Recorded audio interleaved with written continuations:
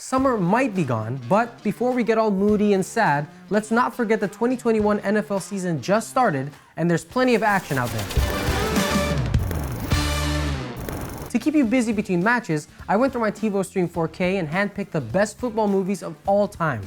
Check out my selection, and if you have one more to add, drop me a comment so more people can watch it.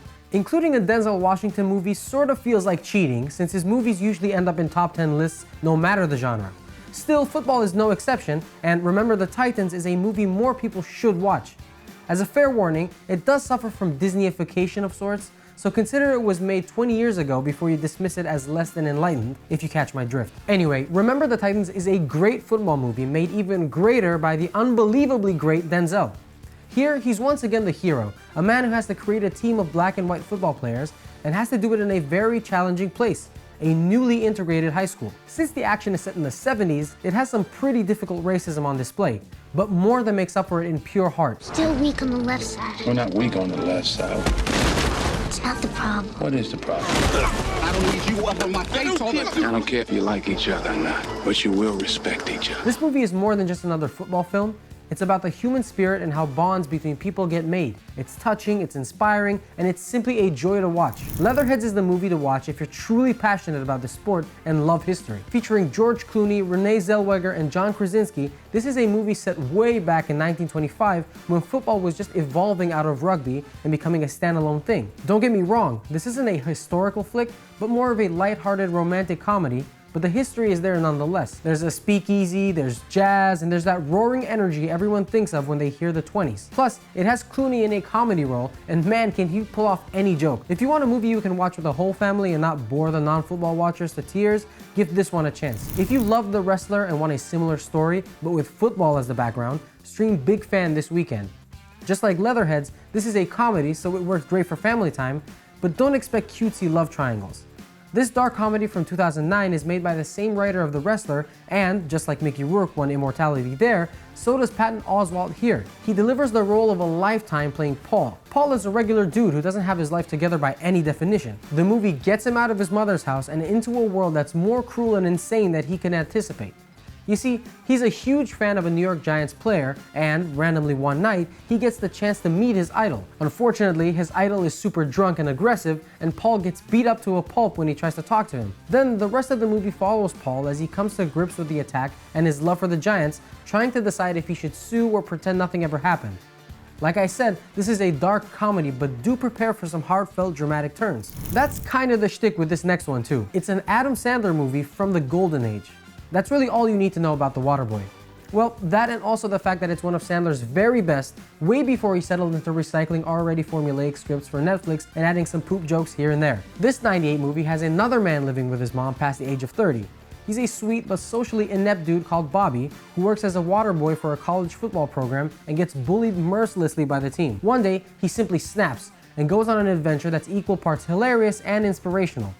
I won't spoil more about this movie, but do yourself a favor and check it out. It's not just one of the best football flicks, it's also a top 90s movie. And speaking of the golden age, remember Brendan Fraser? Check him out in School Ties, one of his earliest roles from 1992. It's a movie that came out kinda at the same time with Encino Man, the role that put him on the map in Hollywood, so that's probably why this football movie got overlooked.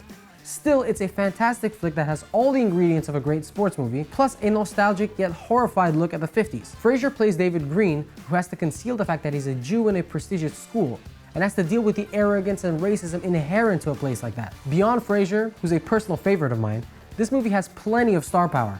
There's the power couple of Matt Damon and Ben Affleck, there's Chris O'Donnell, and there's also Cole Hauser, who also, fun fact, has a role in Good Will Hunting, another Damon plus Affleck combo. And if you want more realistic stories built against a football background, I give you Invincible. This 2006 movie didn't have much success at the box office, but its South Philly realness even inspired an episode of It's Always Sunny in Philadelphia. Invincible is based on the true story of Vince Papale. He was 30, he had just gotten laid off from his job as a teacher, his wife left him, and so on. Encouraged by his friends, he tries out for the team, and the rest is history. Trust me, if you want some motivation to go through hard times, Invincible is the movie to stream. For another football movie that's deeply rooted in reality, I recommend We Are Marshall. It came out in 2006 and has Matthew McConaughey in one of his best earlier roles, a rare drama among a sea of rom-coms. The topic of We Are Marshall is pretty heavy, and it's a true story as well. What's happened? All 75 people are dead in the greatest disaster in college sports history. It follows the November 1970 disaster when almost the entire team of Marshall University died in a plane crash, and how one survivor pushes to recreate the team to pay homage to those lost. This is way more than a regular sports movie built to get you to feel inspired. We Are Marshall is a great look at courage, perseverance, and how people and communities can work through grief. And McConaughey. Honestly, this is my second favorite role of his, and I don't think I need to mention that True Detective is my #1 pick. And now for my ultimate football movie, and hopefully this pick won't get me any hate in the comments. It might be a faux pas to include this one in a list of movies for people who love football, but Concussion is a must-watch. This is a true and painful story based on a famous expose published about a decade ago by GQ magazine. It's about a forensic pathologist who researches CTE brain degeneration in professional football players and has to fight against the NFL, who is trying to bury his research. This is the very dark side of football, one I'm sure most of us would rather not see, especially as fans. But it's an important topic to be addressed. Injuries are part of the sport, but there needs to be more awareness on just how serious these problems are. I found Concussion a brave look into this area and a great movie overall. It's one of Will Smith's more understated roles, but every actor here delivers 11 out of 10. What about you? Which football movie do you think is essential to watch? Add your pick in the comments and let's talk. And while you're there, do hit the like button and subscribe if you didn't already. It's your support that keeps this show rolling, and every like helps. Thank you, and catch you later.